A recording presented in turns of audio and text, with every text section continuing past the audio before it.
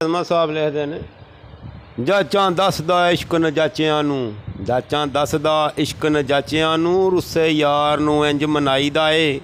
करके मूँह काला सोहणे यार अगे,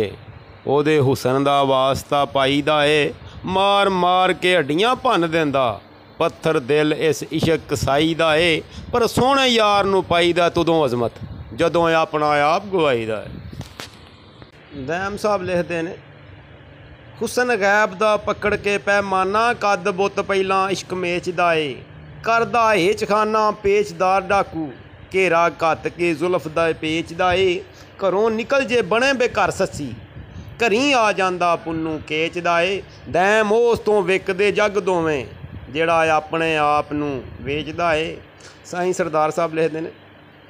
जुल्फ माई दे पेच अनोखे, मैं पीच गई विच पेचां, पेचां दे विच ऐसी पीची, मैनू हेच समझ लिया हेचां, काबे वांगू दिसदियां ने मैनू खान पुनल दियां केचां, सरदार जे यार बकेंदा लब्बे जिंद हो के दे वेचां।